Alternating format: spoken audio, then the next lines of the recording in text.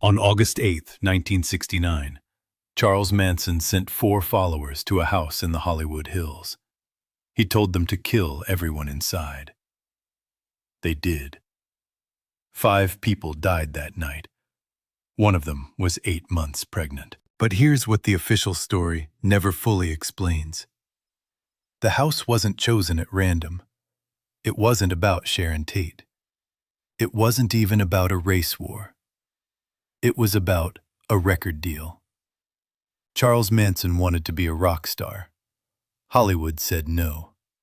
And 7 people died for it. This is the full story. Nothing left out. Start before the murders. Charles Miles Manson was born in Cincinnati, Ohio, on November 12, 1934. His mother, Kathleen, was 16 years old and unmarried. She was in and out of jail throughout his childhood. He was raised by relatives, strangers, and eventually, the state. By the time he was 20, Manson had spent more than half his life in institutions, reform schools, juvenile halls, federal prisons. He learned 3 things inside: how to survive, how to read people, and how to play guitar. When Manson was released from Terminal Island Federal Correctional Institution in 1967, at 32, after serving 7 years, he asked his parole officer if he could stay inside. He said he didn't know how to live in the world anymore. The parole officer said no. Manson arrived in San Francisco in the summer of 1967, the summer of love, and found exactly what he needed. A counterculture that had dismantled the rules. Young people adrift from their families, looking for something to believe in.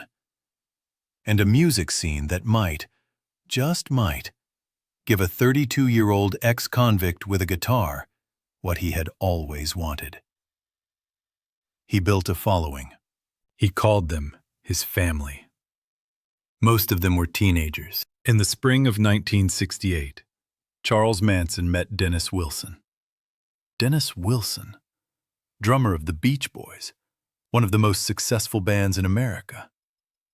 Wilson had picked up 2 hitchhiking girls who turned out to be Manson family members. He brought them home. Manson and the entire family moved in shortly afterward. 20 people, living rent-free in Wilson's Sunset Boulevard mansion for months. Wilson introduced Manson to Terry Melcher, the son of actress Doris Day and one of the most powerful music producers in Los Angeles.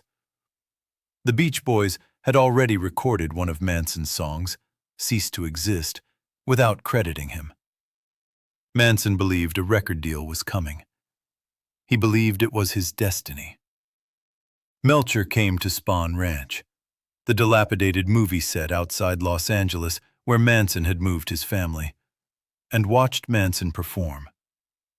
He left immediately. He later told police he just wanted to get out of there. The music was not good. The atmosphere was worse. Melcher said no.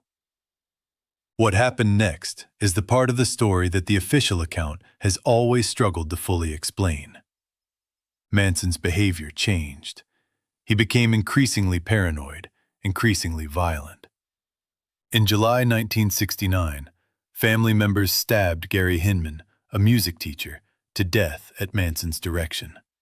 The motive: Manson believed Hinman had money. He didn't.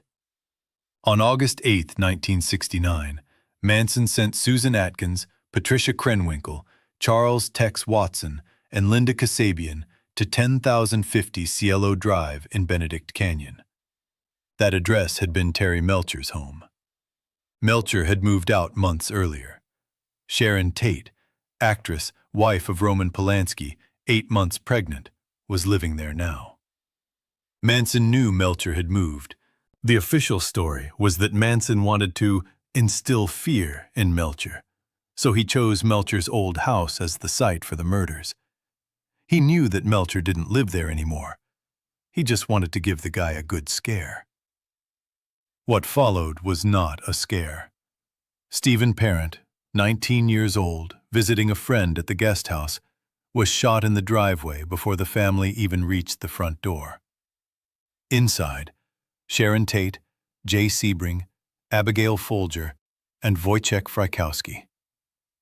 Tate was stabbed 16 times. Sebring was stabbed 7 times and shot once. Folger and Frykowski were stabbed repeatedly.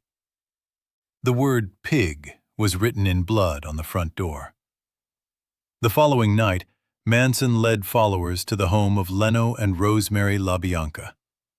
He tied them up himself, then left the others to kill them. Helter Skelter, misspelled, was written in blood on the refrigerator. 9 people were dead across 2 nights. The city of Los Angeles went into a terror it had never experienced before. How does a man who wanted a record deal end up ordering 9 murders? And who, in the system around him, bears responsibility for what he became? But here's what nobody told you. The official prosecution theory, presented by Vincent Bugliosi in the 1970 trial, was Helter Skelter. Manson, inspired by a twisted reading of the Beatles song, wanted to trigger a race war. Murders would be blamed on Black Americans. The resulting conflict would destroy white society.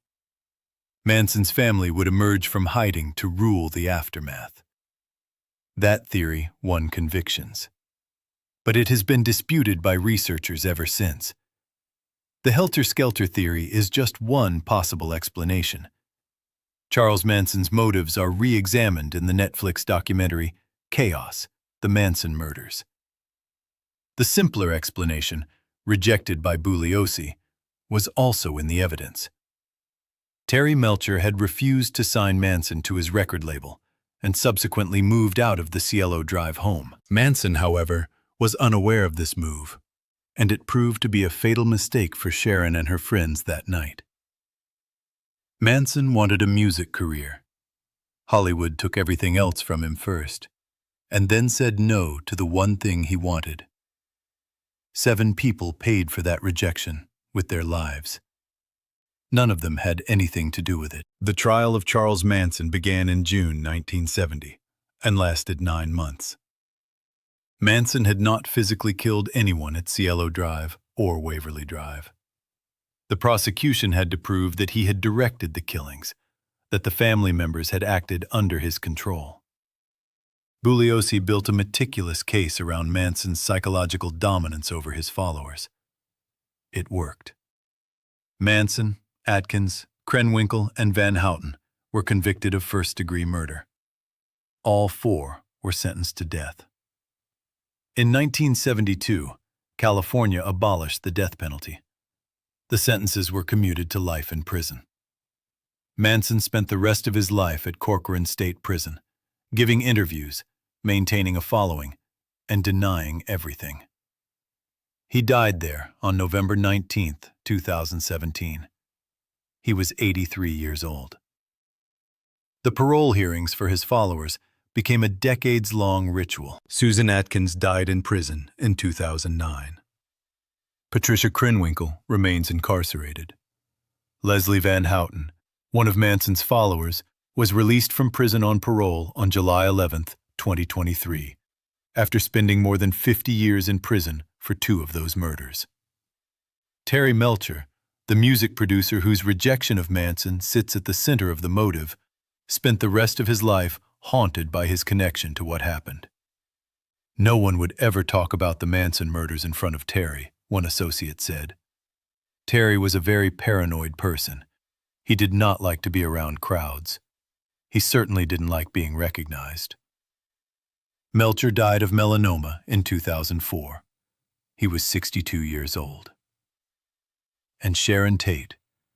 She was 26 years old. She had just finished filming 12+1 in Rome. She was 8 months pregnant with her first child, a boy she and Polanski had planned to name Paul Richard. Her sister Deborah has spent decades advocating for victims' rights and opposing parole for the family members.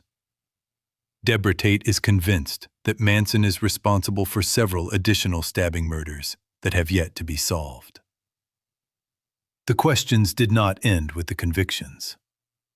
Sharon Tate had nothing to do with Charles Manson, with Terry Melcher, or with any record deal. She was there because she had rented a house. What do we owe the people history remembers as victims of someone else's story? Why does this still matter? Because the Manson murders ended something.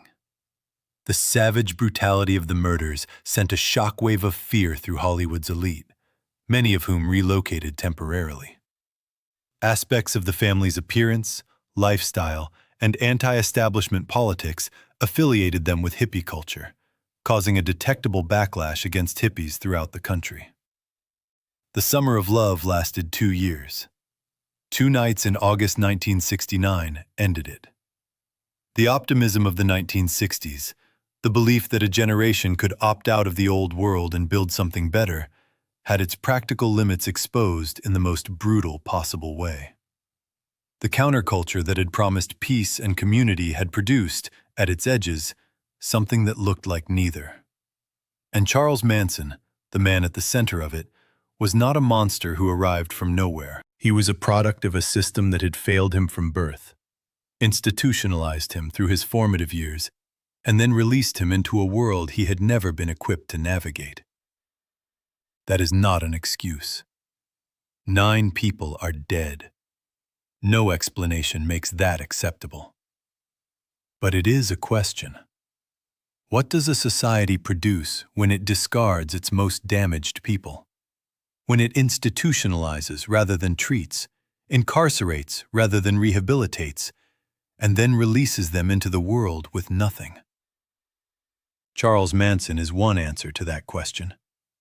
He is not the only one. The Manson story did not end in 1969. It did not end with the trial. It did not end with Manson's death in 2017. Leslie Van Houten walked out of prison in 2023. The unsolved murders connected to the family remain open cases. The debate about motive, Helter Skelter versus the record deal versus something else entirely, has never been settled. The next story is already waiting. Hit the bell. You won't want to miss it.